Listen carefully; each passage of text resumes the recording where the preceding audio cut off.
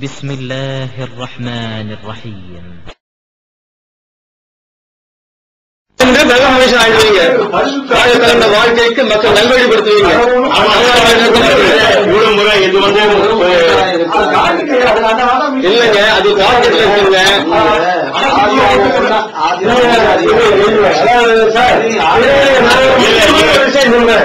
ஒரு டைம் சாப்பாடு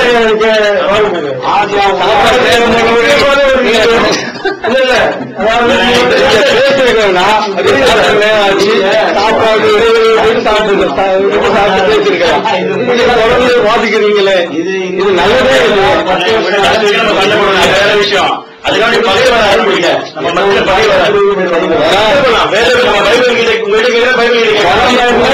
பின்பற்றுவதும் அர்த்தம். சரி, இயேசு என்ன சொல்றாரு? இருங்க, இயேசு யார் பின்பற்றாங்க? இயேசு வெற்றி தானேங்க. இயேசுவை பின்பற்றினா வெற்றி தானே. இயேசுவை பின்பற்றினா, இயேசுவை யார் அதிகமா பின்பற்றணும்? நீங்க பின்பற்றினா நாங்க பின்பற்றுமா? நீங்களே கொஞ்சம் யோசிச்சு சொல்லுங்க. இயேசு என்ன சொல்றாருனாக்கா, மத்திய 23வது அதிகாரம் வசனம் 2-3 வரைக்கும் படிச்சீங்கன்னாக்கா, இந்த வேதபாரகரும் பரிசேயரும் சொல்வதை பின்பற்றுங்கள், அவர்கள் மோசையுடைய ஆசனத்தில் அமர்ந்திருக்கிறார்கள், அவங்கள மாதிரி நடக்காதீங்கன்றார். அப்போ இயேசு என்ன சொல்றாருனாக்கா, பழைய ஏற்பாடு மோசையுடைய பிரமாணத்துல நீங்க பின்பற்றுகின்றார். அவரும் பின்பற்றிருக்கார். அவருக்கு விருத்தசனம் செய்யப்பட்டிருக்கு. என்னங்க, இயேசுக்கு விருத்தசனம் செய்யப்பட்டிருக்கு, நாங்க விருத்தசனம் செய்ய. அதெல்லாம் நான் ரொம்ப நீங்க பேச வேண்டும் இல்லை. இதெல்லாம் நீங்க கேள்வி தெரியும்.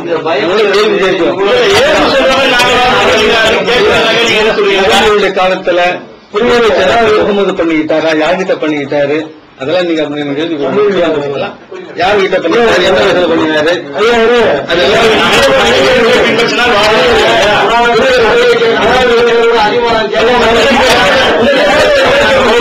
பதில் சொல்ல மழுக்க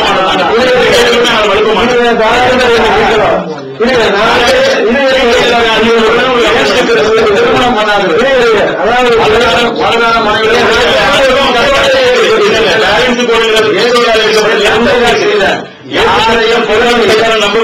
யாருக்கும் யுத்தம் பண்ணல இயேசு கிறிஸ்து.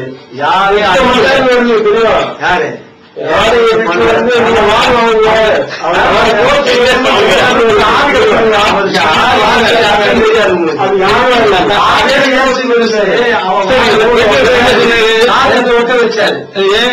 அது படிச்சீங்கன்னா மட்டும் பாக்குறீங்களா? ஆமா, தயாரா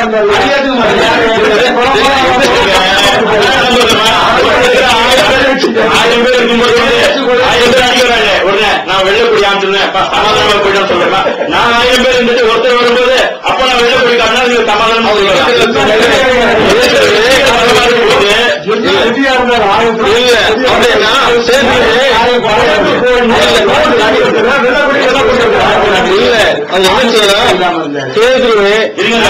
கருத்து என்ன சொல்லிடுற போடு. நாங்க பிளாவை நோக்கி வேண்டிக்கிட்டா ஒரு லேசியனுக்கு மேல தேவதை காப்பாற்ற மாட்டாங்களா? அவரை போய் நீங்க என்ன சொல்றீங்க? அவர் பயந்துட்டு வெள்ளவடி என்ன சொன்னாங்க?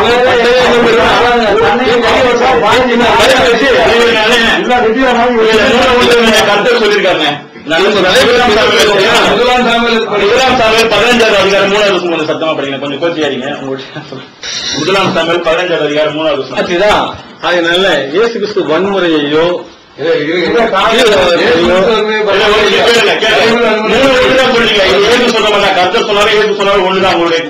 பிரகாரம் இப்போதும் நீ போய் அமலேக்கை மடங்கடித்து அவனுக்கு உண்டான எல்லாவற்றையும் சங்கரித்து அவன் மேல் இரக்கமையாமல் புருஷரையும் ஸ்திரீகளையும் பிள்ளைகளையும் குழந்தைகளையும் மாடுகளையும் ஆடுகளையும் ஒட்டகங்களையும் கழுதைகளையும் கொன்று போட கடவாய் என்கிறார். அப்படியே எசேக்கியேல் 9வது அதிகாரம் 5வது வசனம் படிங்க. ஐயா, இதெல்லாம் போய் சொல்லணும். உலக நாடுகள் என்ன போனாரோ அந்த ஆண்டு போய் சொல்லணும். அவங்க கர்த்தர் சொன்னாங்க. நீங்க என்ன சொல்றீங்க? குழந்தைகளையும் ஸ்திரீகளையும் பிள்ளைகளையும் கொண்டு சொல்வாரா? நாங்க நம்புறோம். ஒரு கூட்ட மக்களுக்காக அவர் செய்தது இது குழந்தைகள் சொல்லுவாரா? எந்த கூட்ட மக்களாக இருந்தாலும் குழந்தைகள் அப்பாவிகள் குரான்ல குரான்ல இருங்க. பாரோன் பிரோன் என்ன அவனையும் அவனை சார்ந்த அத்தனை பேரும் அழைச்சாரு. ஆண்கள் குழந்தைகள் சொல்லுங்க ஒரு போர்ல போய் இந்தியா பாவனை பண்ணுவாரு கருத்தை சொல்றாருங்க. கருத்தை சொல்றாரா நீ போய் குழந்தைகளையும் பிள்ளைகளையும் கொண்டு போய் சொல்லிட்டு கருத்தை சொல்றாருங்க. இது அந்த ஏக லட்சம் மீது செய்யக்கூடிய அபாயம். அந்த கருத்தை தானே இயேசு வந்தாரு. பழைய ஏற்பாடு வேற கருத்தா அந்த கருத்தை இயேசு வந்தாரு. பழைய ஏற்பாடு புதிய ஏற்பாடு அங்க அனுமதிச்சு அனுமதிச்சாலும் இல்ல அந்த நாட்டுல அனுமதிச்சுனாக்கா இப்ப உதாரணம் பாத்தீங்கன்னா அன்னைக்கு 2 கொண்டாடி 3 கொண்டாடி எல்லாம் கட்டலாம். இப்ப இயேசு கிறிஸ்து ஒருவனுக்கு குலத்திதான் இருந்தாங்க. எல்லாம் மாற்றம் இருக்குது. இன்னைக்கு பலி இருக்கு, இன்னைக்கு பலி இல்லை. அதுதானே அவர் திரும்ப கேட்டாரு. அதுக்கு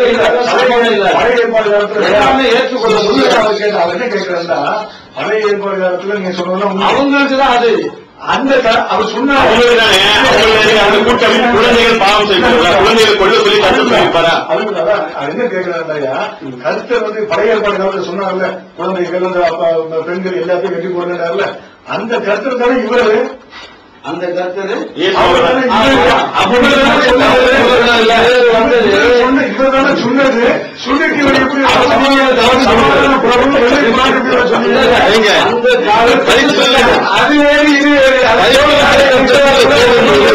பாவம் செய்த ஜனங்களை நோவாவின் நாட்களை வெள்ளப்பெருக்கத்தால் அழைத்தார் கடவுள்.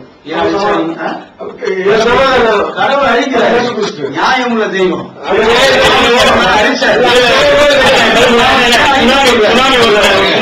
இறைவன் செய்யறார். அது வேற விஷயம். சொல்ல சொல்றாரா உங்களை போய்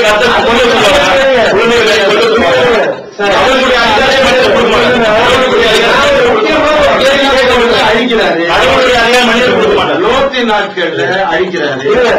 அதே கடவுள் மோயிசன் மூலமாக மோசஸ் மூலமா அந்த ஜனங்களை அழிக்க சொல்றாரு. அப்ப சமாதானம் அந்த சப்ஜெக்ட் யூதர்களுக்காக அந்த காலகட்டத்தில் சொல்லப்பட்டது. காலங்கள் வேற. வேதத்துல பல காலங்கள் இருக்குது. மனசாட்சி காலம் இருக்குது, நியாயப்பிரமாணத்தின் காலம் இருக்குது, இது கிருபையின் காலம். இது வேற அது வேற. எதையும் ஒப்பிட்டு அதை பேச முடியாது. எப்படி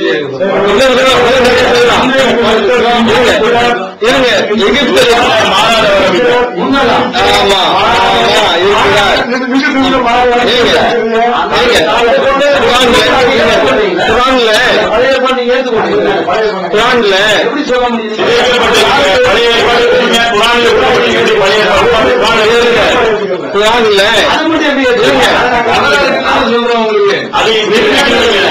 என்ன சொல்ற அதுல உள்ளவங்க நீங்க எடுத்துக்கிறீங்க.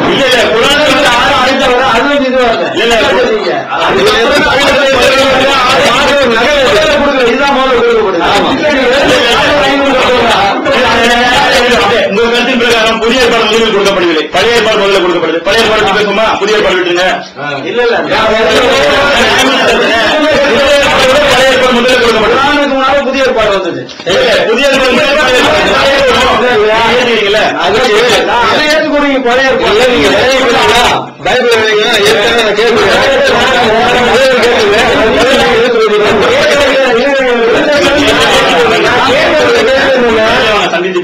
நீங்க சுண்ணத்து இவங்க விருத்தசனை இவங்க ஏற்றுக்கொண்டாங்க. நாங்க ஏற்றுக்கொண்டதில்லை.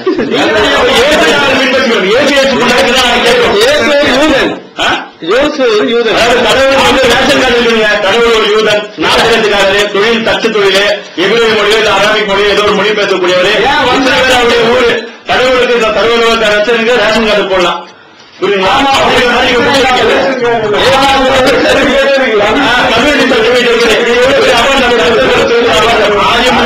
அவனுக்கு முன்னும் தேவனில்லை பின்னும் தேவனில்லை மனைவி முஸ்தபா தெரியும் இல்ல உங்களுக்கு? தெரியும்ல அவருக்கு இருந்தது அது.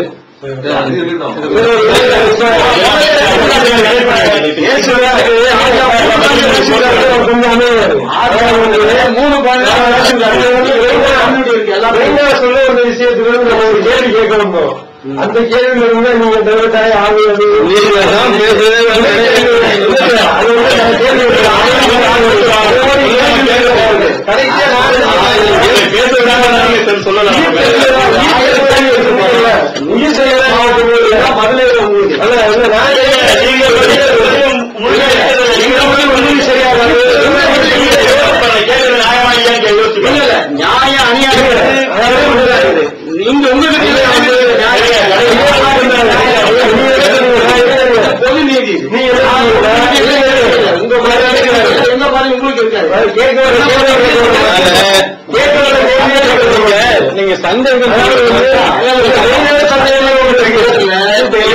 கேட்டு இப்படிப்பட்ட ஒரு பதிவை ஏற்படுத்தி தங்களை நியாயப்படுத்தி கொள்றாங்க. உங்கள் நியாயம் உங்களுக்கு, எங்கள் நியாயம் எங்களுக்கு.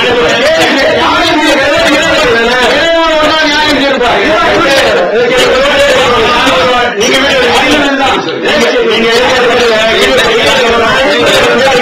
உயிர்த்தெழுதலை பற்றி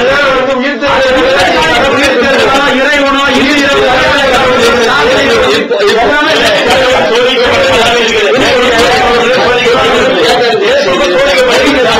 பண்றீங்க சார். என்னுடைய நேரம் வீணாகுது. அவ்வளவுதான். பொண்ணாக இல்லை. நீங்க இதற்காக உள்ளவர்கள், நாங்கள் இதற்காக உள்ளவர்கள்.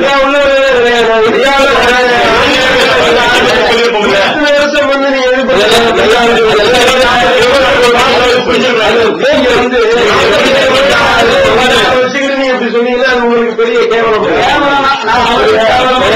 நான் ஒத்துக்கிறது. இவருடைய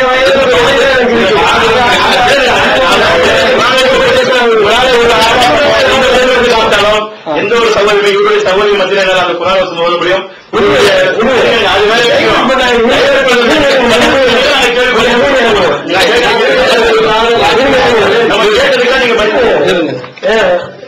நான் என்ன கேள்வி கேட்க வந்தேன்னா, உயிர் தெழுந்தாரு சொன்னீங்க, இயேசு உயிர் தெழுந்தாரு சொன்னீங்க, உயிர் தெழுந்து ஆவியானது சொன்னீங்க. அது ஆவியுடைய சரீரம் நம்ம நிரூபிச்சோம். சரியா? கைகாலுக்கு அவர் தேன் கூட்டு தனிக்கையை திண்டாரு, மீன் பொடிச்ச மீன் இருக்கு. அந்த 24வது அதிகாரத்துல 6வது வருஷத்துல இருந்து இருக்கு. சரியா? அது இல்ல, அதை நீங்க விட்டுருங்க. இல்லங்க, சரீரத்துல நான் இல்ல, அந்த சரீரம் இருக்கட்டும். அந்த உயிர் மகிமையின் சரீரம்னு சொன்னீங்க. சரீரத்துல மகிமையின் சரீரமே கிடையாது. இன்னும் போனா அது இயேசுவே கிடையாது. அது ஒரு ஆவி, அது ஒரு பிசாசியா அப்படின்னு நான் சொல்றேன். நீங்க சொல்றீங்க, பைபிள் சொல்றீங்க. வாழ்க்கையை மாற்றி அமைத்துட்டு இயேசு கிறிஸ்துவின் உயிர்த்தெழுதலின் வல்லமை தான். அது பிசாசுதான் உங்களுடைய வாழ்க்கையை மாற்றி அமைச்சீங்களா? சொன்னீங்களா? எப்படி இந்த இடத்துல கூட்ட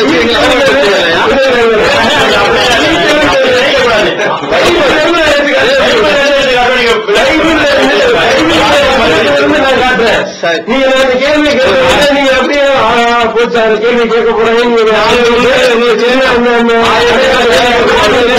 அவசியம் இல்ல. சரி, அப்ப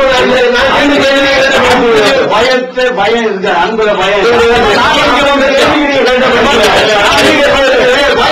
வரமாட்டோம். வார்த்தையை வாபஸ் வாங்க. சரி, ஓகே. அப்ப கொஞ்சம் கொலையாண்டு நான் மாறி இருந்தேன். பேச சொல்லுவீங்க. ஆமா. சரி, இப்ப உங்க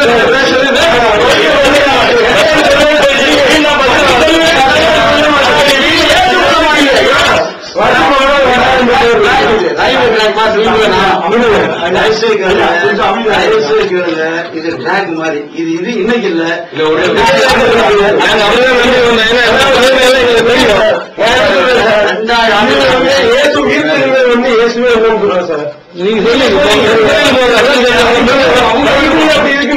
நீங்க பைபிள எப்படி வேணாலும் சொல்லலாம். பைபிள நாங்க கூட்டக்கூடாது, குறைக்கூடாது. அதான்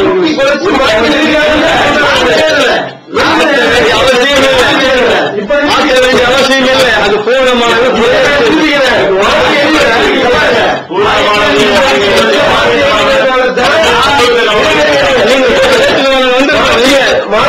மாற்ற முடியாது. மாற்றி எழுதப்படுகிறதான் பிசாசுவே இயேசு என்று சொல்லுங்கள்.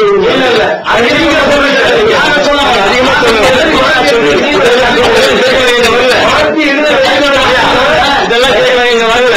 எங்க விசுவாசத்தை குறைவதற்கு வரல. ஆச்சுதான்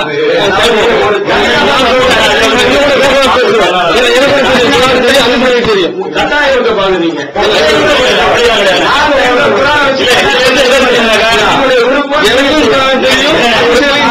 நீங்க எப்படி மக்களை வழிபட்டு சொல்ற மாதிரி இப்படித்தான் வந்து கண்மூடித்தனமா பின்பற்றணுங்கிற மாதிரி நீங்க உண்மை விசுவாசிகள் இல்ல. நீங்க விசுவாசின்னு சொல்லுங்க.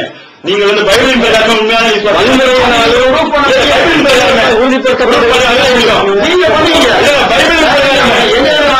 நீங்க உண்மை விசுவாசிகள் வந்து தெரியுது. யாரை தேவையோ கூப்பிடுங்க. அப்படிப்பட்ட மத ஆட்கிட்ட போய் பேசுவீங்க.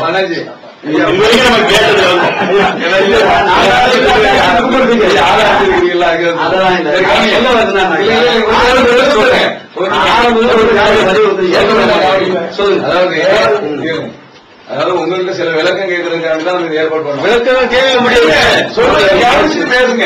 சரி சொல்லுங்க. நாங்க இங்க வச்சு பேசுறதுனால நாங்க யதார்த்தமாவே சில கேள்விகள் யார் கேள்வி கேட்டாலும் இப்படிதான் கேட்கக்கூடிய சூழ்நிலை இருக்கும். இங்க வச்சுனால நீங்க அப்பவே ஏதோ வலியுறுத்தீங்கன்னா கூட்டு வச்சுக்கிட்டு இது பண்றீங்களா, கூட்டு வச்சுக்கிட்டீங்கன்னா நாங்க இங்க இல்ல உங்க சர்ச்சைக்கு வரோம். எங்க என்ன இருந்தாலும் சர்ச்சைக்கு ஏற்பாடு பண்ணுங்க. அப்படின்னா உங்களுக்கு பதில் இல்லைன்னா அதுக்கு அர்த்தம் தான்.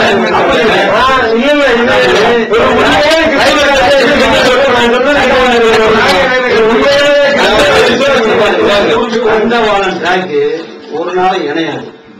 புரியுதுங்களா? ஏற்றுக்கொள்வது தனிப்பட்ட விஷயம். அது ரைட்டுங்க. புரியுதுங்களா? இதை வாக்குவாதம் பண்ணி கடவுளை கொச்சைப்படுத்த வேணான்ற இறைவனை மதிக்கிறீங்கனாக்கா நீங்க எதிர்பார்க்கிற இறைவன் நல்லவர், வல்லவர், கருணை உள்ளவர், இறக்கணும்னா நீங்க அதை பின்பற்றுங்கன்னு சொல்றேன். நான் அதுதான் உண்மையான மார்க்க சொல்ல இப்படி கத்தி கூச்சல் போட்டு கேள்வி மேல கேள்வி கேட்டு அதை உறுதிப்படுத்தி பின்பற்றணும் என்பது கிடையாது. உங்களுக்கு இல்ல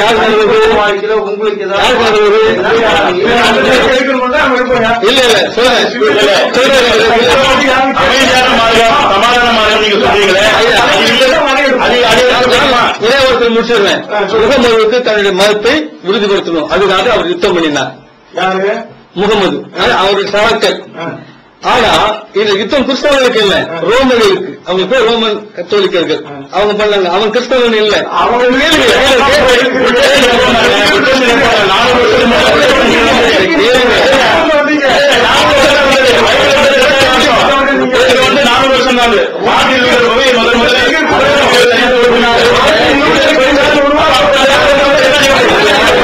அதுக்கு முன்னாடி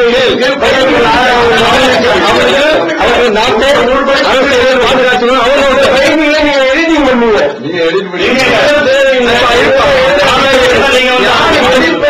புதிய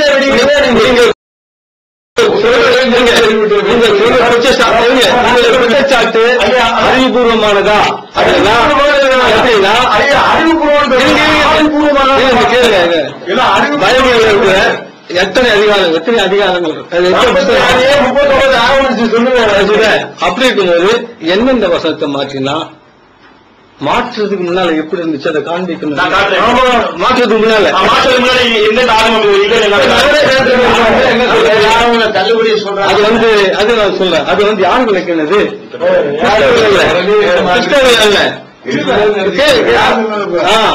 முன்னாலே கிறிஸ்து பிறகு முன்னாலே வந்துச்சு. கிறிஸ்துவுக்கு கிறிஸ்துவ முன்னாலே எடுத்து என்ன செய்வீங்க? தப்பு இதுல இருக்கிறவங்க அப்படியே நேரடியா மாற்றம் முந்தி இருட்டடி பொண்ணு ஆதாரத்தை கொடுத்து கட்டின தப்பு சொல்லிட்டு போறேன். இந்த ஏழு புத்தகங்கள்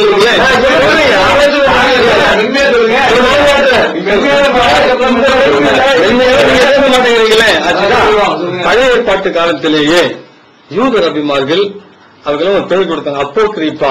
அதாவது கடவுளால் அருளப்பட்டவைகள் அல்ல. ஏன்னா சில சரித்திரங்கள் நல்ல புத்தகங்கள் தான், அது எல்லாம் எங்கிட்ட இருக்குது, நாங்க வச்சிருக்கோம். அது போய் அப்போக்ரிப்பா தள்ளுபடி ஆகும். அது படிச்சா நீங்க நரகத்துக்கு போயிடுவீங்க, அதெல்லாம் தவறானது என்ற கருத்துல தள்ளப்படலை. அதுக்கு போதுமான ஆதாரங்கள் யூத ரபிமார்களே அவங்களே அதை பிடிச்சி வச்சுங்க. அது ஒரு 7 புத்தகங்கள் இருக்குது, அது எங்கிட்ட இருக்குது, வச்சிருக்கோம். கேளுங்களேன். அப்படி அது ஏற்றுக்கொள்ளப்படத்தக்கது அப்படின்னா இயேசு கிறிஸ்து தன்னுடைய வாழ்க்கையில பல காரியங்களை சொல்லுவார். மோசே என்னை பற்றி சொல்லியிருக்கிறானே, தீர்க்கதரிசிகள் என்னை பற்றி சொல்லியிருக்கிறார்களே அப்படின்னு சொல்லி கொட்டேஷன் கொடுப்பேன். அந்த கொட்டேஷன் கொடுக்கிற எதிலும் இந்த தள்ளுபடி ஆகும், நீங்க தள்ளிவிட்டாங்க எடுத்துவிட்டாங்கன்னு சொன்னீங்களே, அதுல இருந்து ஒரு கொட்டேஷனும் இயேசுநாதரோ அவருடைய சீடர்கள் கொடுக்கப்பட இல்லை.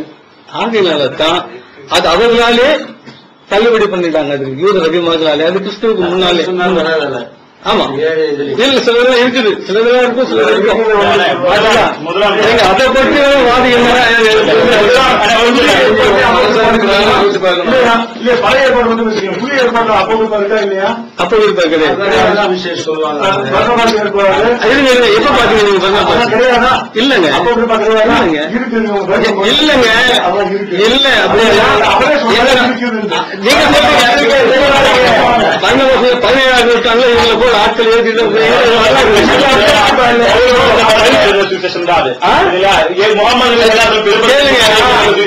சுவிசேஷம் என்பது என்ன? அதுக்குதான் கூட்டம் சுவிசேஷம் என்ன? சுவிசேஷம் என்ன?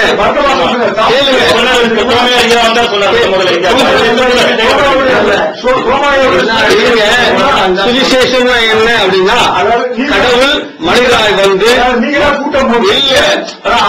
தேர்ந்தெடுத்துக்கிட்டீங்கல்ல, நீங்களே இந்த மாதிரி ஆளுநர் வச்சுக்கிட்டு ஆளுநர் பாக்கெட்ல போட்டுக்கிட்டு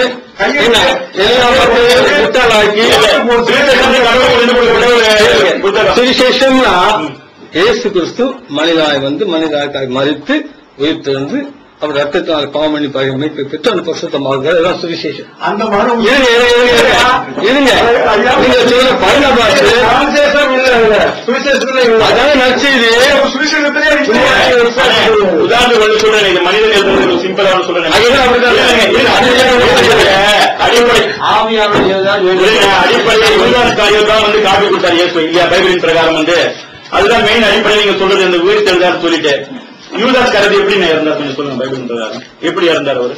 4 கொண்டு சேர்த்தாதான் போகுது. அப்படி இல்லைன்னு நான் பைபிள் இருந்து காட்டுறேன். வயிறு முகம் குப்புறது வயிறு வெளித்து செத்தான்னு சொல்லிட்டு ஒரு மனிதன் 2 பேரை சாக முடியாது. நான் சொல்றேன், விஷம் குடிச்சிட்டு செத்தானா கூட விஷம் குடிச்சிட்டு தூக்கு போட்டுதான் நீங்க சொல்ல முடியும். தூக்கு போட்டு கையில இருந்து கீழே வந்து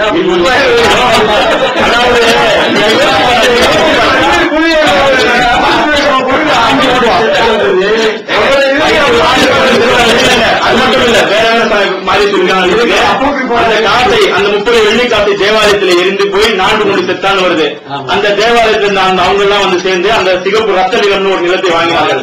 ஆனால் அப்போஸ்தலர் நடவடிக்கைகள் 1ஆம் அதிகாரம் வசனம் 17 என்ன சொல்லப்பட்டிருக்குனாக்கா, அவன் அநீதத்தினால் சம்பாதித்த அந்த கூலிகள் ஒரு நிலத்தை அவன் வாங்கினான். வாங்கிட்டு வயிறு வைத்து குடல் தரித்து முகம் குப்புற விழுந்து செத்தான்னு இருக்குது. சொல்லுங்க. கர்த்தருடைய தேடி வாசியுங்கள், ஒன்றும் குறைவில்லாதது.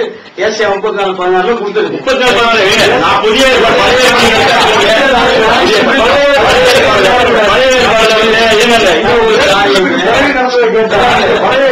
குற்றம் கண்டுபிடிங்கன்னா 1000 குற்றம்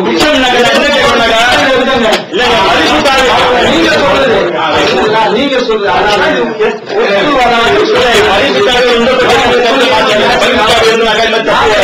அங்க ஒரு விஷயம் எப்படி நம்புறோம் நாங்க கடவுளை நம்ப மாட்டோம். நாங்க போஸ்ட் பண்ண மாட்டோம். நீங்க யாருமே போஸ்ட் பண்ண முடியாது சார். அப்ப கருத்துக்கள் பரிமாற்றம் வேற, குற்றம் சாட்டுகள் வேற. இல்ல நியாயமான குற்றச்சாட்டு இல்ல. அதுக்கு விளக்கம் தான் ஏற்றுக்கொள்ள மாட்டீங்க. நீங்க விளக்கம் தான் நாங்க ஏற்றுக்கொள்ளும். நீங்க இல்லங்க, ஒரு மனிதர் 2 முறை எப்படி சாக முடியும்? நீங்க விளக்கம்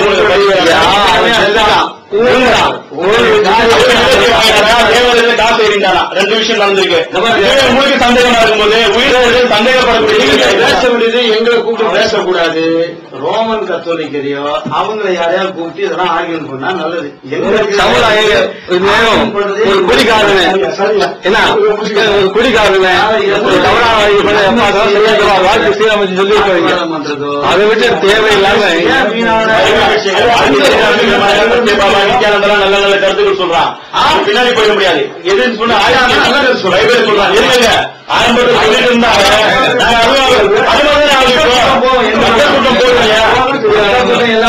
நல்லது சொல்லலாம் நம்ம எடுத்துக்க முடியாது. நம்ம ஆய்வு செய்யணும். ஊர்ல 1000 சித்தாந்தம் எல்லா சித்தாந்தமும் மனிதன் இறந்ததுக்கு அப்புறம் எது நித்திய வழி காட்டுது அப்படின்னு நம்ம ஆய்வு செய்யணும். எங்களுக்கு நல்ல தெளிவு வந்திருக்கு. நேர்ல நிறைய பேர் தனித்தனியா பார்த்து எங்கிட்ட வீட்டு பண்ணிருக்காங்க. ஆச்சுதான் எங்களுக்கு ஒரு நல்ல அனுபவம் இது. நாங்க இன்னும் ஆய்வு பண்ணுவோம். மக்களுக்கு சரியானது பைபிள்ல இருந்து கரெக்டான உண்மை சத்தியத்தை அப்படின்னு சொல்லுவாங்க.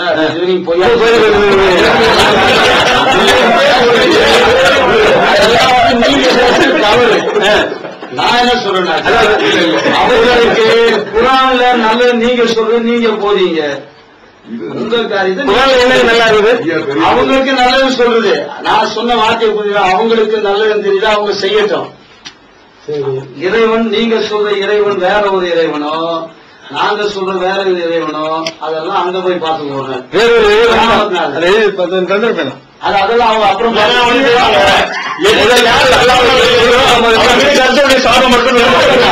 ஏதோ ஒண்ணு நடக்கட்டும். நான் என்ன சொல்றேன்னாக்கா, இந்த உலகத்துல கொஞ்ச காலம் வாழ போறோம். நம்ம தான் ஹியூமன் பீயிங். பார்க்கும்போது அலோ பிரதர் அவ்வளவுதான் சொல்லிட்டு போயின்னு இருக்கோம். உங்க கருத்துக்கள் எதுவோ நீங்க பின்பற்றுங்கள். சமாதானத்துக்கு கேடுவாங்க எதுவும் நம்ம செய்ய வேண்டாம், அன்புக்கு விரோதமான எதுவும் செய்ய வேண்டாம். கொஞ்ச நாள் இருக்க போற இன்னாத்த மனிதன் ஒன்றும் கொண்டு போக போறதில்லை. நம்ம இருக்கிற வரைக்கும் சகோதரத்துவம், உண்மையான அன்பு நமக்குள்ள கடவுள் என்ற பெயர்ல மாற்று கருத்து இருக்கிறதோ இல்லையோ அது அடுத்தது. ஆனா நம்ம எல்லாரும் இறைவனுடைய படைக்கிறது. இது கூட இயேசு சொன்ன கருத்துக்கு எதிராக சொல்றீங்க.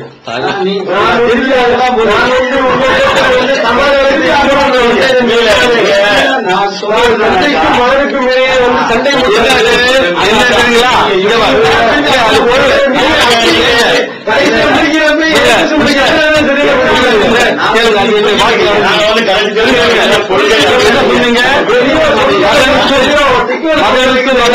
மருமகளுக்கு மாநில விரோதத்தை சொன்னாலே அது அது எப்படி நடந்துச்சுன்னா, நீங்க சொல்ல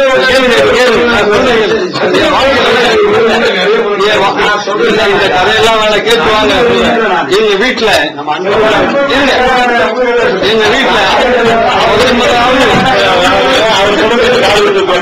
அதாவது இந்த சர்ச் ஒன்று இருக்குல்ல இங்க, இது எங்களுக்கு அதிகமா பழக்கம். சின்ன போதில் இயேசு கிறிஸ்துவை நான் ஏற்றுக்கிட்ட பிறகு எனக்கு பைபிள் அப்ப வாங்க முடியாது, ஒருத்தர் இலவசம் வாங்கி கொடுத்தேன், படிக்க ஆரம்பிச்சேன். படிச்சதுடைய விளைவு என்னன்னா, எங்க அம்மா என்ன பைத்தியக்காரன்னு சொல்லி பிரகடனம் பண்ணிட்டாங்க. என்னோட சிநேகிதெல்லாம் வருவாங்க, துரத்தி விடுவாங்க, போங்கடா அவங்க பைத்தியம் பிடிச்சு போயிருக்குது, நீங்க சேராதீங்க. அது விரோதம்.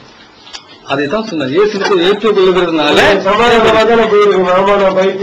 ஆமா கலகமல்ல கத்திக்கிட்டு போய் கலர் அடிக்கலையே, நீ பைபிள் படிச்சதால என்ன ஆச்சு? அதைத்தான் சொல்றேன். அதேதான் இந்த பைபிளை தட்டி போட்டான், நான் கடை நடத்தினேன், வசனம் கிழிச்சு போட்டேன், அதெல்லாம் பண்ணா எங்க வீட்டாரெல்லாம் வீட்டுக்கு வரக்கூடாதுனாங்க. சரி அப்படியே சமாதானமா போனேன். பின்னாடி ஆதாரம் இல்லாத சம்பவங்களை வந்து நீங்க காட்டுறதோட இதுல நீங்க காட்டல, இதுல காட்ட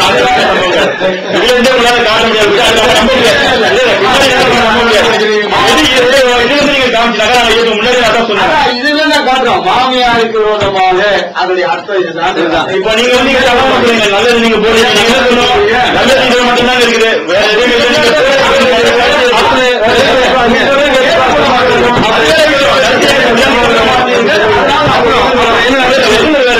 எங்களுக்கு தானே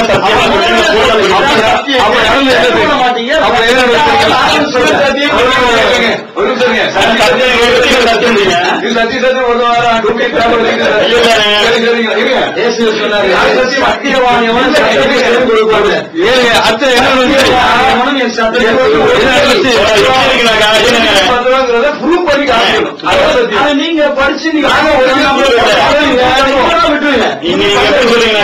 படிச்சு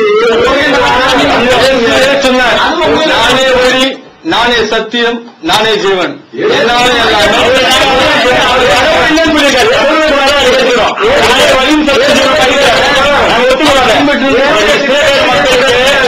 மக்களுக்கு வழியும் சத்தியம் ஜீவனம் வாய்ந்தார். அதுக்கு முன்னாடி யார் சத்தியம் ஜீவனம்? முகமது என்ன சொல்லுங்க, அதுக்கு முன்னாடி யார் சத்தியம் சொல்லுகிறான்? அரபிகளுக்கு கொடுக்கப்பட்ட வேதம், அதுக்கு முன்னால் அரபிகளுக்கு வேதமே இல்லை. நீங்க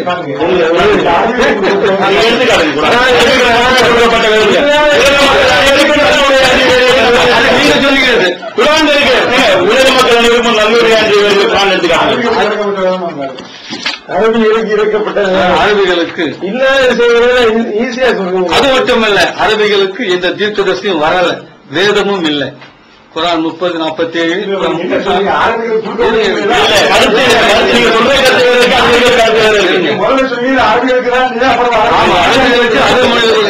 ஆனா ஏன் எப்படி சொல்ல தெரியுமா? நான் இஸ்ரேலுக்கு அனுப்பப்பட்டேன் ஒழிய ஆட்டுக்குட்டிக்கு அனுப்பப்பட்ட புறஜாதி இந்த நாய்கள் இருந்துட்டார். புறஜாதியான நாய்களுக்கு அனுப்பப்படவில்லைன்னு சொல்லியிருக்கிறார்.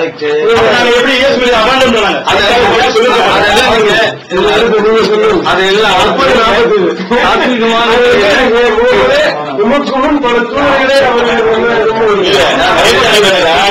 அந்த மாதிரி சொல்லி நாயின்னு சொல்லியிருக்காங்க. யாருமே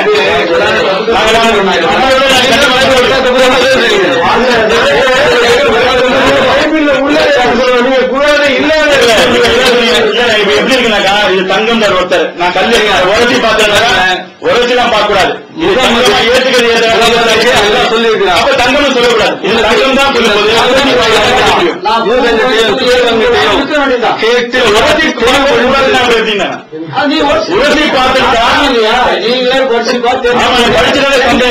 நம்ம நினைக்கிறோம் ஏதாவது ஒரு கேள்வி பைபிள் இல்லாதது ஏதாவது உங்களுக்கு கேட்டா நீங்க சொல்லலாம். பைபிள் இருக்கிறதா கேட்கிறோம். உங்களுக்கு பதில் இல்லைன்னா சொல்லிட்டு போங்க. இல்ல பதில் இல்லை நான் சொல்ல முடியாது. எங்க அப்படி இல்லை உங்களுக்கு கேட்க சொல்லல. உங்களுக்கு குரானிலேயே முகமதுக்கு அல்லாஹ் அறிவுறுத்தின அறிவுரை என்னன்னா, இந்த உனக்கு நான் ஏற்படுத்திருக்க குரான்ல சந்தேகம் உனக்கு வருமானா உனக்கு முன்னால வேதம் பெற்றிருக்காங்களே யூதர்களுக்கு அப்படியெல்லாம் அப்ப இது இருக்குது. குரானில் சந்தேகம் இருந்தால் இல்ல இப்ப இதெல்லாம் பண்ணலாம் தெரியுமா? இதை என்ன பண்ணலாம்? இதுல இல்லைன்னாக்கா குரானில் சந்தேகம் முன்னாடி சந்தேகம் வந்தா அதுல இருக்கிற வாசிப்போங்க.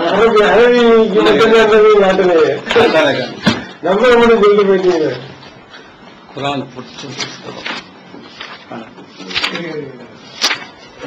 உங்களுடைய வித்தியாசமான குரான் உலகத்திலேயே மூல மொழியோட பாதுகாக்கப்பட்டிருக்கிற நாங்க பைபிள் 1000 கிளாஸ் பண்ணா 1,00,000 கிளாஸ் நாங்க குரான் பண்ணிருக்கோம்.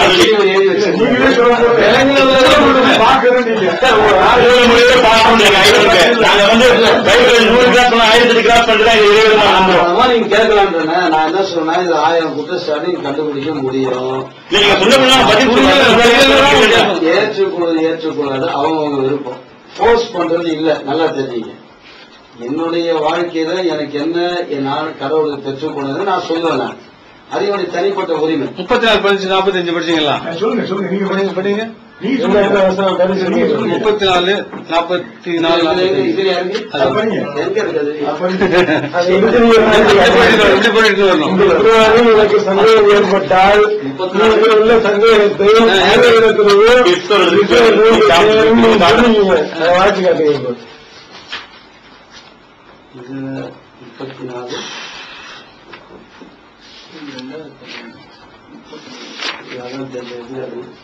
அப்படி அவங்க 34 15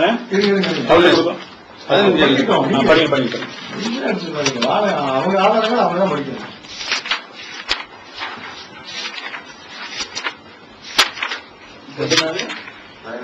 இல்ல 15 இல்ல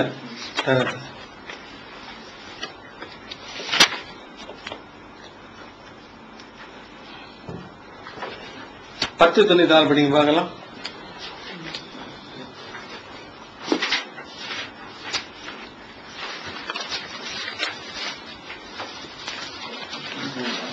ம் 94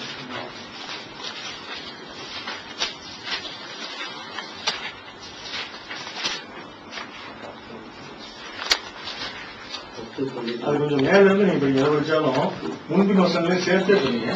ஒரு 2 வருஷம் 2 வருஷமா எனினும் 92 வாசிகள் எனினும் 94ங்க இல்ல அவர் 2 வருஷம் மேல படி சொன்னது. எனினும் உனக்கு பின் உள்ளவர்களுக்கு ஒரு அத்தாட்சியாக இன்றைய தினம் நாம் உன் உடலை பாதுகாப்போம். நிச்சயமாக மக்களில் பெரும்பாலோர் நம் அத்தாட்சிகளை பற்றி அலட்சியமாக இருக்கின்றார்கள் என்றும் அவரிடம் கூறப்பட்டது. 93 நிச்சயமாக நாம் இஸ்ராயேலின் சந்ததியினரை தகுந்த இருப்பிடத்தில் இருத்தி நல்ல உணவுகளையும் கொடுத்து வந்தோம். எனினும் உண்மையான ஞானம் அவரிடம் வரும் வரையில் அவர்கள் மாறுபாடு செய்யவில்லை. நிச்சயமாக உன் இறைவனை அவர்கள் எது பற்றி மாறுபாடு செய்து கொண்டிருந்தார்கள் அது விஷயத்தில் இறுதி நாளில் அவருடைய தீர்ப்பளிப்பான். 94 நபியே நாம் உன் மீது இறக்கியுள்ள வேதத்தில் சந்தேகம் பிராக்கெட் உள்ளது இருக்குங்க. பிராக்கெட் உள்ளது வந்து அது குரான்ல உள்ளது இல்ல, அவர் சொந்தமா எழுதுற கதை. பிராக்கெட் இல்லாத மட்டும் படிங்க. மீது இறக்கியுள்ள இதில் சந்தேகம் கொள்வீராயின் உமக்கு முன்னர் உள்ள வேதத்தை ஓதுகிறார்களே அவரிடம் கேட்டு பார்க்கிறார்களே, நிச்சயமாக உன் இறைவனிடமிருந்து உமக்கு சத்தியம் வந்துள்ளது. எனவே சந்தேகம் கொண்டுள்ளது நீரும் ஒருவராகி விட வேண்டாம். இதுக்கு முன்னால வேதம் விட்டவர்கள் யார் சொல்லுங்க, நீங்க சொல்லுங்க. யூதர்களும் கிறிஸ்தவர்களும் மற்ற வசனங்கள் அவங்க கிட்ட கேட்டு அவங்ககிட்ட எல்லாத்தையும் வேதம் ஓடுபவர்கிட்ட கேட்டு சொல்லுது. இப்ப வேதத்தை கேட்டாலே வேதத்தை நீங்களே சொல்லுங்க பதில். வேதம் ஓடப்பட்டவர்கள் தான் இருங்க. நான் என்ன சொல்றேன், வேதம் ஓதப்பட்டவர்கள் கேட்க குரானுக்கு நீங்களே வேதத்துல இருந்து நீங்களே காட்டுங்க. கித்தாப் அப்படின்னு ஒரு நூல் இருக்கு, உம்முல் கித்தாப். 100 நூலா? ஆமா, தாய் நூல். குரானுக்கு தாய் நூல் 43 இருக்குது.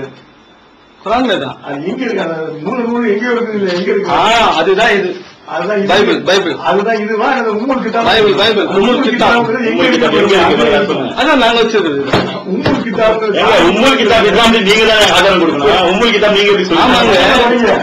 முகமது சொன்னதும் அதாவது சொல்ற முகமது, நான் தௌராத்தையும் இஞ்சிலையும் உறுதிப்படுத்த வந்திருக்கிறேன். தௌராத் பழைய ஏற்பாட்டுல உம்முல் கித்தாப் அதுதான் உம்முல் கித்தாப். விட்டு உம்முல் கித்தாப் அதுதான் எங்க இருக்கு? உம்முல் கித்தாப் வாசம் எங்க இருக்கு? அப்படியா? தாய் நூல் அதான் 43 தாய் நூல். இந்த குரான் வந்து உம்முல் கித்தாப் இருக்குன்னு இருங்க, தாய் நூல்ல இருக்கு. தாய் நூல்ல இருக்குது. இந்த குரான் வந்து இவங்க பைபிள்ல காட்டணும் இருக்குது. அத்தனையும் அப்படிதான் நீங்க சொன்னீங்க. பைபிள் தான் தாய் நூல். இது தாய் நூல்ல இருந்து இருக்குது. நீங்க தாய் நூல்ல காட்டுங்க. முகமது என்ன சொல்றாரு, நான் தௌராத்தையும் எஞ்சிலையும் சபரையும் உறுதிப்படுத்த வந்திருக்கிறேன்.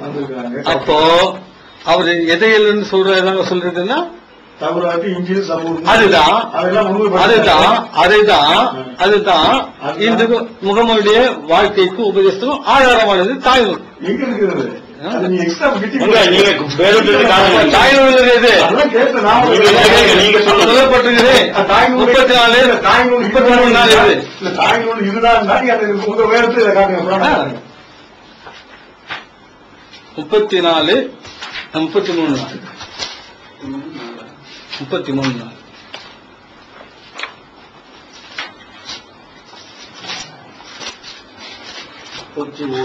முப்பத்தி மூணு நாள் சாரிங்க, 44 43 நாள் சார். 43 நாள். அதுக்குள்ள 56 8 பிரிவு.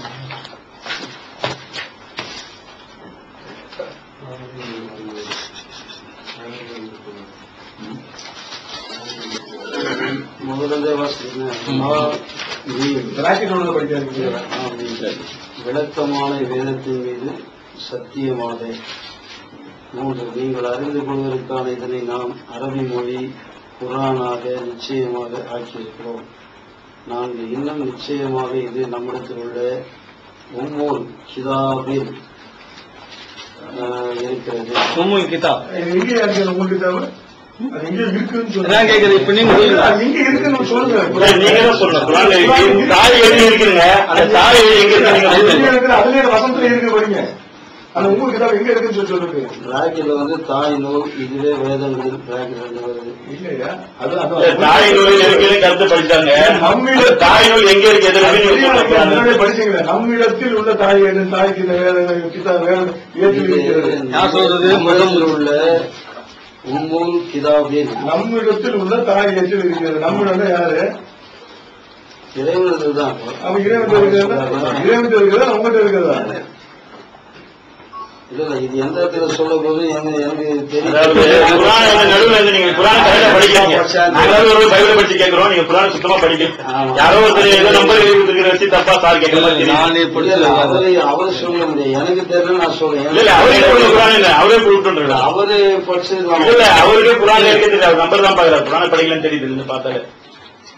11 17 இது முதல்ல முடிப்போம். தாய் உம்முல் கிதாப். உம்முல் கிதாப் இருக்குது. சொல்லுங்க. நீங்க சொன்னா அதுல வசந்தத்துல பதிவு வந்துருச்சு. இப்ப நீங்க தான் சொல்லணும். 56 78 போடுறீங்க. 56 78 இருக்கா? 56 அந்த பக்கம் போயிட்டு இருக்காங்க. 56 78 இதுல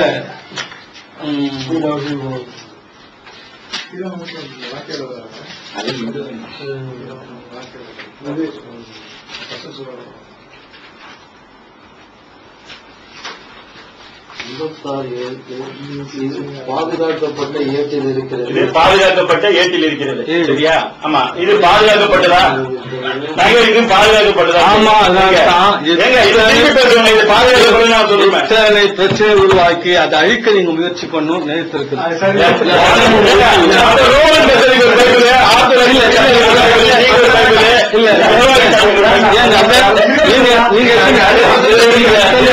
அத்தனை பேர் ஒண்ணு வச்சிருக்கீங்க.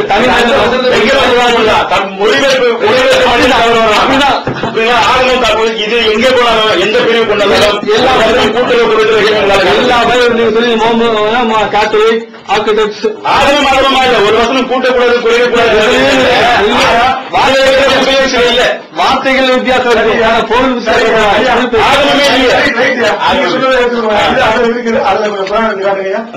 உங்க பைபிள்ல குரான் இருக்காங்க. பைபிள்ல குரான் இருக்காது. சொல்லுங்க. ஆமா, இதுல இருந்துதான் முகமது ஒண்ணு தனியா, முகமது ஒண்ணு புதுசா சொல்லிடல. சொல்லுங்க முகமது நல்ல விஷயங்கள் எதுவையிலோ அதெல்லாம் சொல்லிருக்கேன். இருக்குல்ல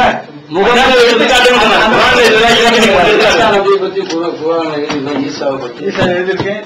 ஆமா, அப்ப அது அதுலதானே இருக்கு. நபின்னு சொல்லாதீங்க, நபி மட்டும் இல்லங்க, அவன் ரஹ்மான். அதான்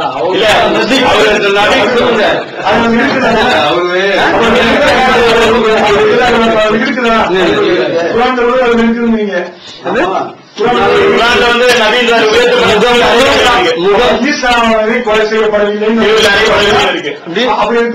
வச்சிருக்கிறீங்க.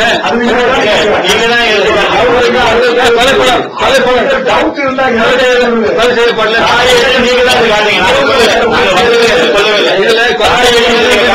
சொன்னது என்னன்னாக்கா, முகமது கொலை பண்ணப்பட்டார், அதாவது கொலை செய்யப்படல. அது அப்படியே தொடர்ந்து போயிட்டாராம் சொர்க்கத்துக்கு. பிடிக்க வராங்க, முகம் சீசல் கேட்கிறாங்க, உதவி பண்ணுவீங்களான்னு கேட்கிறாரு. அவங்க சொல்றாங்க உண்மை உள்ளவங்க உங்களுக்கு உதவி செய்வோம். உடனே ஏசு என்ன பண்ணாரு, மூஞ்ச இன்னொருத்தர் கொடுத்துட்டு அவர் தொழிலுக்கு போயிட்டாங்க. இந்த மாதிரி ஏசு பண்ணிருப்பாரா? அப்படி செய்யறா நீங்க சொன்ன மாதிரி மீன் சாப்பிட்டு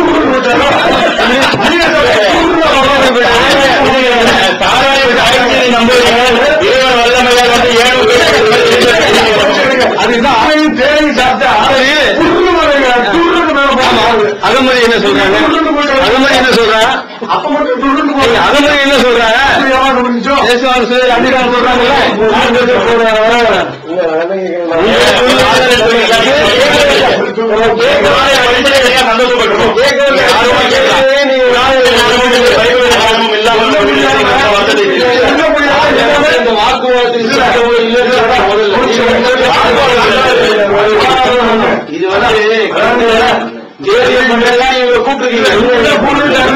இது நியாயப்பட்டு நீங்க பேசுறீங்க. நான் ஆரம்பிச்சு சொல்றேன், கூப்பிடுறீங்க. உங்களுக்கு 40 நாள் பூமியில உயிரிழக்கிறா காண்பித்தார், அவர்களும் போயிருக்கார், வருவார். அப்புறம் ஆமா, துர்ந்து போயிடுவோம்.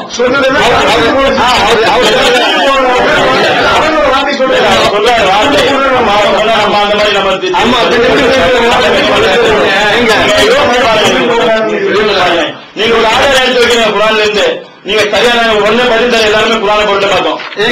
நாங்க எப்படி கேள்வி கேட்டா நீங்க பதில் சொன்ன எதிர்பார்க்கிறோமோ பதில் நாங்க எதிர்பார்க்கிறோம். அந்த மாதிரி நாங்க ஆதாரத்தோட கேட்டு கேள்வி ஒழுங்கா கேளுங்கனாக்கா அதுக்கு நாங்க கேட்க அவங்க கேட்டதுக்கு என்ன பதில் சொல்றீங்க? எங்க தாயேட்டில் இருக்கிறா இல்லையா, இது குரான் தாயேட்டில் இருக்கிறாரு, இதுதான் தாயேட்டி நீங்க சொல்றாரு. நீங்க எது சொல்றீங்க? அப்ப அது நீங்க கேட்கலாம், தாயேட்டு சொல்லிட்டு இறைவனத்தில் இருக்கிறது போட்டு நம்மிடத்தில் இருக்கிறது தாயேடு, நம்மிடத்தில் இருக்கிறது குரான்லயே நம்ம சொல்லிக்காரு.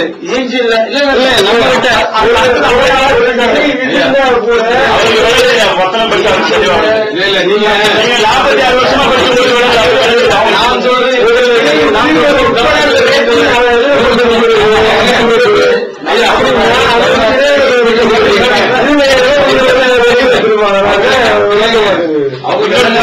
வசனத்துக்கு வந்து தவறான பொருள் கொள்றாங்க. உண்மையான அர்த்தம் என்னன்னு சொன்னா, தாயேடுங்கிறது வந்து இறைவன் பொறுத்து ஒரு ஏடு இருக்கு. நல்ல விளங்கியாங்க. வான் உலகத்துல இறைவன் வாழ் ஒரு ஏடு இருக்கு. அந்த ஏத்துல வந்து ஒரு குரான் இருக்குது. ஏழுங்கிறது நாங்க எதை சொல்றேன்னு சொன்னா, இறைவனிடத்தில் பாதுகாப்பான ஒரு ஏடு இருக்குது. அந்த ஏடு என்னன்னு சொன்னா, உலகத்தில் நடக்கக்கூடிய ஆதி முதல் அந்த வரை அனைத்தும் அது பதிவு செய்யப்படுகிறது. ஒரு இறை உதவிகள் உட்பட அனைத்தும் அதில் இருக்குது. அதாவது இறைவனுடைய ஞானத்தை காட்டக்கூடிய வெளிப்படுத்தக்கூடிய ஒரு செய்தி. உலகத்தை எல்லாம் படைப்பதற்கு முன்னாலேயே முதல்ல எல்லாத்தையும் எழுதிட்டான். இன்னும் அங்க எழுதப்பட்டதான். சொல்லி முடிக்கிறேன். ஐயா நீங்க அவரு வேற எதுவும் தெரிவித்து அதுல வந்து எல்லாமே இருக்கு. அது என்னெல்லாம் இருக்குன்னு சொன்னா, முகமது வருவார், அவருக்கு இந்த வேதம் வழங்கப்படும், அவர் வழங்கப்படக்கூடிய வேதம் இதுதான் அப்படிங்கிற உட்பட அது இருக்கு. ஈசா அலைஹிஸ்ஸலாத்து வஸலாம் வந்தாங்க, அவங்களுக்கு வழங்கப்பட்ட இன்ஜீல் அது இருக்கு. நீங்க சொல்றது எல்லாமே அது இருக்கு. காண்பிக்க முடியுமா? அது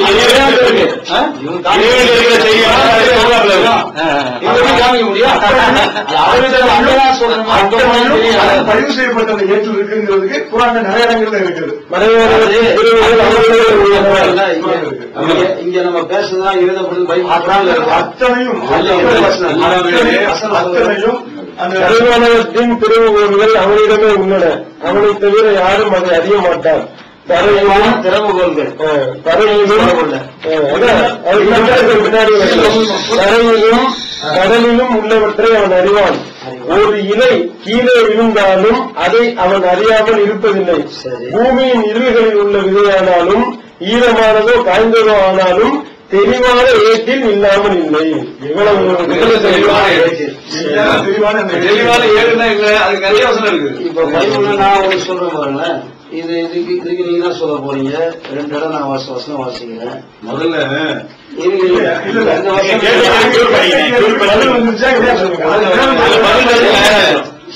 அப்படி இல்ல, பெரியவங்களுக்கு கேள்வி கேட்டாங்க அதையும் பண்ண மாட்டீங்க. நம்ம கொடுத்த சொல்லிருக்காங்க. உங்களுக்கு குரான் நீங்க படிக்கிறீங்க. இங்க நான் சொல்றேன்.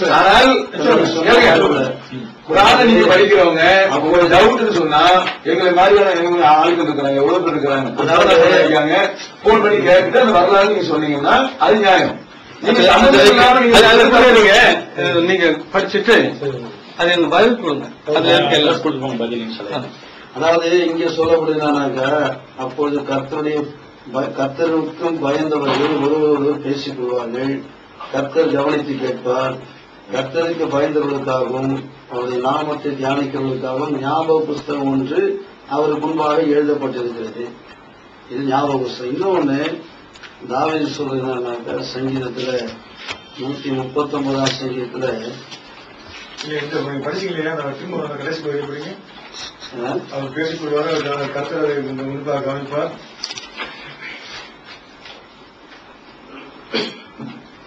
கர்த்தருக்கு பயந்தவர்களுக்காகவும் அவருடைய நாமத்தை தியானிக்கிறவர்களுக்காகவும் ஞாபக புஸ்தகம் ஒன்று அவருக்கு முன்பாக எழுதப்பட்டிருக்கிறது. ஆனா இது வந்து அங்க உள்ள குறிப்பிடாது. அங்க உள்ளது நீங்களே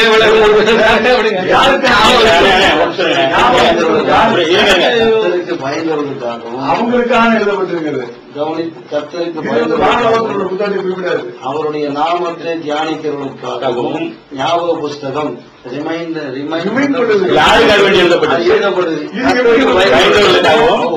பேசிக் கொள்வாங்க. அப்ப நினைவுபடுத்துவதற்காக ஒரு புத்தகம் எழுதிதான் இருப்பாரு. யார் எழுதப்படுதுன்னாக்கா அங்க எழுதப்பட்டாச்சு இல்ல, எழுதப்பட்டுதே இருக்கும். எழுதப்பட்டு எங்களுடைய கருத்து எழுதி முடிச்சாச்சு. 2வது உங்க கருத்து பிரகாரமும் எழுதுறது அப்போ நினைவுபடுத்திக்கிட்டே இருக்கணும். இல்ல நீங்க வந்து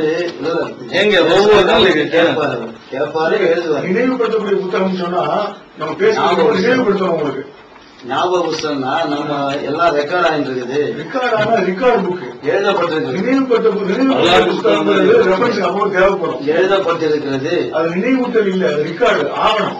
அதான் நமக்கு எழுதப்படுது. இன்னொரு புக் இருக்குது, அந்த புக் என்னன்னா சங்கீதம் 139:14 கருவையுடைய கண்கள் கண்டது, என் அவைகள் ஒன்றாக இல்லாத போது அவைகள் அனைத்தும் அவைகள் உருவேற்படும் நாட்களும் உமது புஸ்தகத்தில் எழுதியிருக்கிறது. இது ஒண்ணு. இது ஒரு தாவீதின் சங்கீதத்துல 139:14. இன்னொரு புஸ்தகம் இருக்குது, அது ஜீவ புஸ்தகம் சொல்லப்படுது. அந்த புஸ்தகம் என்னன்னாக்கா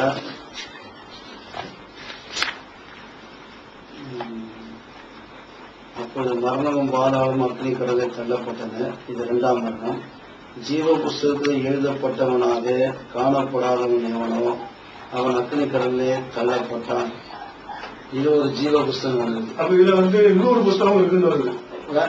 அதாவது புஸ்தகத்துல முழுமையா இல்லன்னு ஆயிடுச்சு. இல்ல, ஜீவ புஸ்தகத்துல எல்லாமே இல்ல.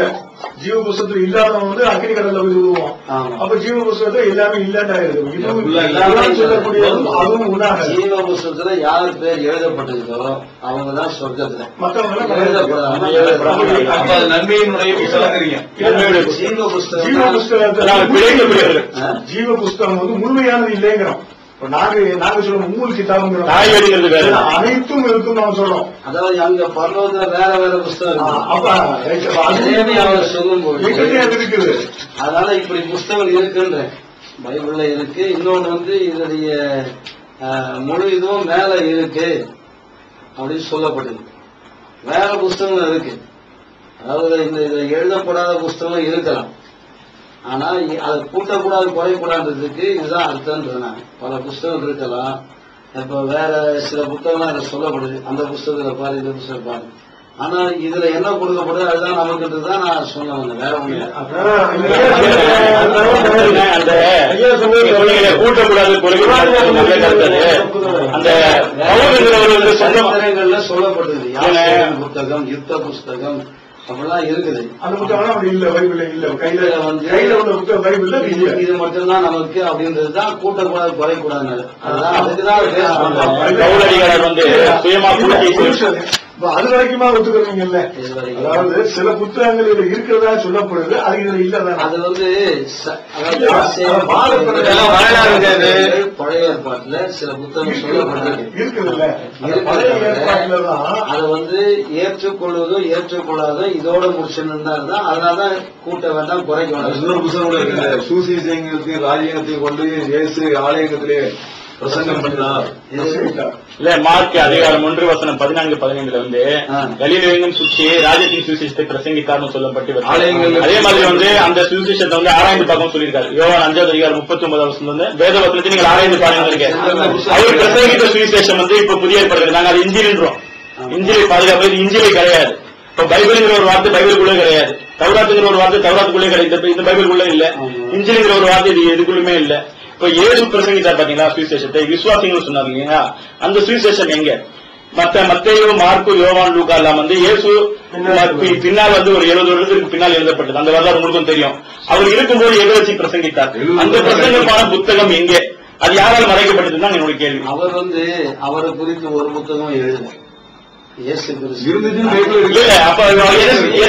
பிரசங்கித்தார், எதை ஆராய்ச்சி பிரசங்கித்தார்? புத்தகம்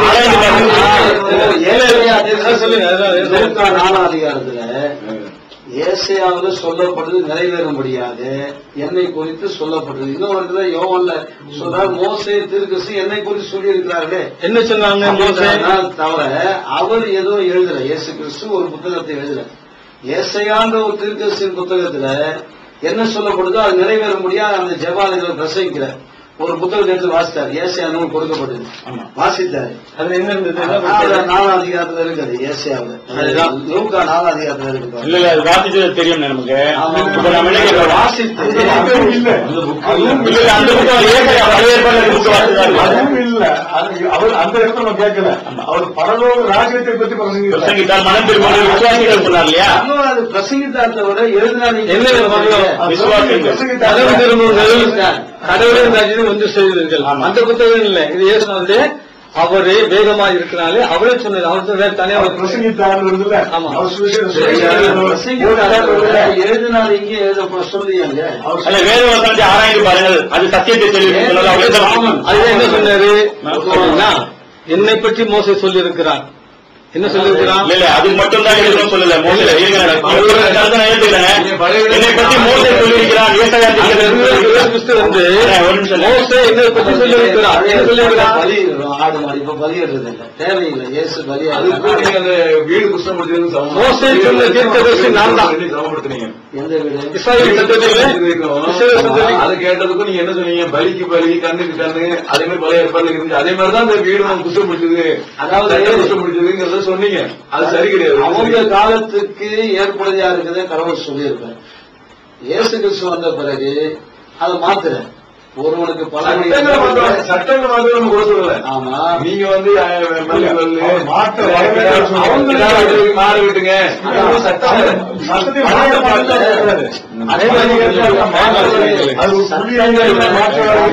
அதாவது அவங்களுக்கு கொடுத்த காரியத்தை அவங்க முடியாதுங்க. இந்த மாதிரி இப்ப நீங்க பேசுறதுக்கும்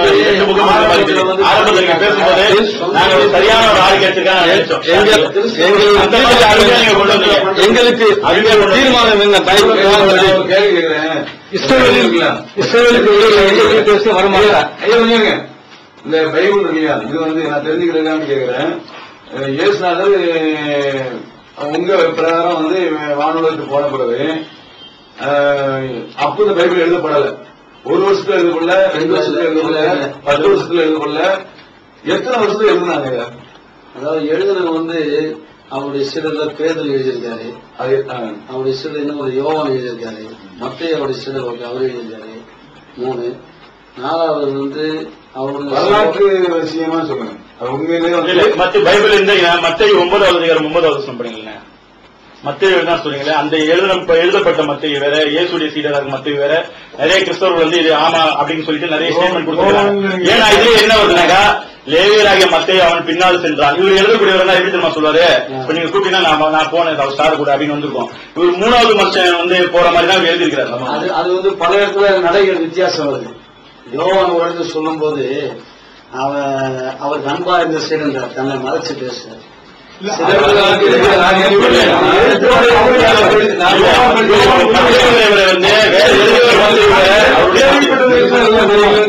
அதாவது ஒரு இடத்துல வந்து லூக்கா எழுதும் போது நாங்கெல்லாம் கூட இருந்தோம். மத்தேயு எல்லாருமே வந்து தங்களை வெளிப்படுத்தி எழுதலாரு, தங்களை மேன்மைப்படுத்துறதுக்காக எழுதலாம். அவங்க தங்களை மறைச்சு மத்தேயு போனா அவங்க அப்படி சரித்திரம் எழுதுறாங்க. இயேசு சரித்திரம் நான் போனா அப்படி எழுதக்கூடாது, எழுத விரும்பல அவங்க. அதனால அவங்க தங்களை உயர்த்தி கொள்ள விரும்புகிறேன்.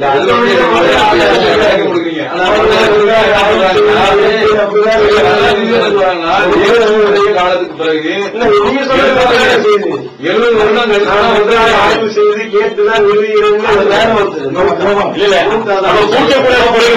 லூக்கா அவர் நல்ல மனிதராக இருக்கட்டும், அவர் எழுதின வசனத்தை வந்து இறைவனுடைய வேதத்தோட பைபிளோட எப்படி சேர்த்தீங்க? லூக்கா நல்லவராக இருக்கட்டும், அவர் விசாரிச்சு அறிஞர் ஒரு கருத்து எழுதினார். எழுதும் போது அது வேதத்தோட எப்படி நீங்க அப்படி சேர்த்து சொல்றாங்க. சேர்க்கக்கூடாது கூட்டக்கூடாதுன்னு ஒரு வசனம் அந்த நாட்டிலே நிறைய பேர் எழுத ஆரம்பிச்சிட்டாங்க. இதுல வந்து அங்கீகாரம் பெற்றவர் நிறைய பேரு உங்களை மாதிரி சொல்றவங்க நிறைய பேர் அங்க இருந்தாங்க. உங்களை மாதிரி சொல்றாங்க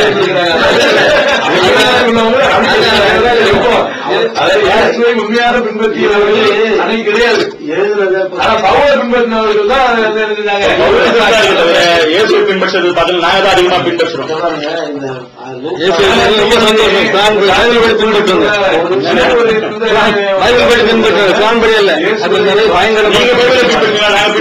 பண்டிகை சாப்பிடக்கூடாதுன்னு இருக்கு. பைபிள்ல பண்டிகை சாப்பிடக்கூடாதுன்னு இருக்குது. புரியுங்களா? நாங்க பண்டிகை சாப்பிட இப்ப நீங்க பைபிளை பின்பற்றணும் சொன்னீங்க இல்லையா? இப்ப நாங்க பின்பற்றோம், நீங்க ஏன் பின்பற்றுறதுனா இப்படித்தான் ஒரு ஆள் சொன்னார். சுலைமான் பாபா பழனி பாபாவுடைய கேசட் போட்டு அறிவுகட்ட முண்டங்களே கிறிஸ்தவங்களே பண்டிகை சாப்பிடுறீங்களாடா அப்படின்னா நான் கொண்டு போய் பைபிளை கொடுத்து கிறிஸ்துவ பண்டிகை சாப்பிடலாம் அல்லது சாப்பிடலாம் அனுமதி இருக்க காட்டுறான். அப்ப பழைய ஏற்பாடு பழைய ஏற்பாடு நீங்க சொல்லுங்க சொன்ன வாக்கு மாறுங்க இருமையின் காலம் பழைய ஏற்பாடு இருங்க பஞ்சை வச்சு நீங்க சாப்பிட மாட்டீங்க. ஆமா, ஏன் சாப்பிட மாட்டீங்க? இறைவன் தடை செய்திருக்கான் குரான்ல. எப்படியா? காரணம் என்ன? எதுக்கு காரணம் என்ன? இறைவன் தடை செய்திருக்கான என்ன காரணம்? இறைவன் 70 விதமான நோய்கள் வருது. குரானை பத்தி கேட்டாலும் பண்டிகை சாப்பிடக்கூடாதுன்னு பண்றாங்க. இப்படித்தான் காட்டுட்டேன், கொண்டு போய் காட்டினேன். ஏன் சாப்பிடக்கூடாது பன்றி இறைச்சி என்ற விளக்கம் பைபிள்ல தான் இருக்கு. கேளுங்க வேணாம் கேளுங்க, பைபிள்ல சொல்லி இருக்கு ஏன் சாப்பிடக்கூடாதுன்னு. இந்த விலகத்தை காட்டி பழைய பதில் சொன்னோம். கேளுங்க இத சொல்லுங்க. ஆச்சுதான் நீ சொல்றது எவ்வளவு ஒரு சாப்பிடாம போடுறது. ஒரு வேலை அவன் சாப்பிடான்னு சொன்ன மாதிரி அவனுக்கு அறிவு கிட்டு போயிருக்கும். அவனை காட்டியப்பா அது போல அசிங்கங்கள் இருக்குது, எல்லாம் சாப்பிட வேணாம்னு பைபிள் சொல்லிருக்குது, நீ சாப்பிடாதான்னு எடுத்துக்கலாம். அவனுக்கு அறிவு கெட்டு போயிருக்குது, அவன் திருத்திக்கலாம். நீ யார் தெரியுமாடா? அறிவே இல்லாத முன்னான்னு சொல்லிட்டு. ஆமாங்க, பவுல நீங்க திட்டாலும் பவுல் சொல்றாரு, முதலாவது 10வது 25வது கடையில் இருக்கக்கூடிய எல்லா கடையும் நீங்க வாங்கி சாப்பிடு, மனசாட்சி நீ வந்து விசாரிக்காத அப்படின்னு சொல்லி அவரு சொல்றாரு. அதனால ஏன்னா விருகிழம்பு உள்ளதும் அசைப்படுவதுமான யாதொன்று நீங்க புசிக்கலாம் அனுமதி. அதாவது அந்த ஆளுடைய குற்றச்சாட்டுக்கு ஏன் சாப்பிடக்கூடாதுன்னு பைபிள் விளக்கம் இருக்குது. லேவியராகவும் 11ஆம் அதிகாரத்தில் படிங்க. சாப்பிடக்கூடாதுங்கிறது இன்றைக்கு வந்து ஏழுங்க, இதெல்லாம் பைபிள்ல வரையறுக்கப்பட்ட உணவு வகைகள் சொல்லப்பட்டிருக்கு. அதைதான் முகமதுக்கு சொல்லும் போது யூதருக்கு ஆகுமானதாக்கின உணவையை உங்களுக்கு ஆகுமானதாக்குகிறேன் அப்படின்னு இருக்கு. இந்த ஆள் என்ன பண்ண, அறிவு கட்ட முன்னங்களை பண்ணி வச்சு சாப்பிடுங்களா கிறிஸ்தவங்களே கேசட் போட்டு கேட்க 10 அடியோடு தான் இது.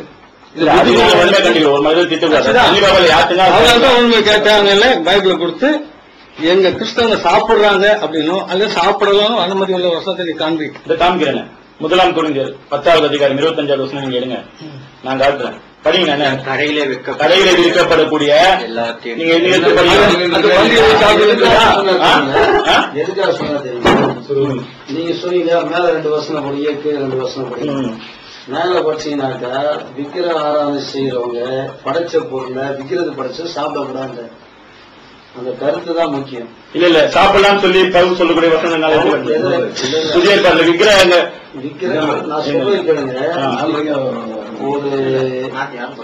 ஒரு இடத்துல விக்கிறது படைச்சா சாப்பிடக்கூடாது. விக்கிறது படைக்கலன்னு சொன்னா நீங்க சாப்பிடலாம். அவங்க மனசாட்சி தான் விட்டுருங்க. கடையில வந்து அது விலைக்கு விற்கப்படுது, அது விக்கிறது படைச்சு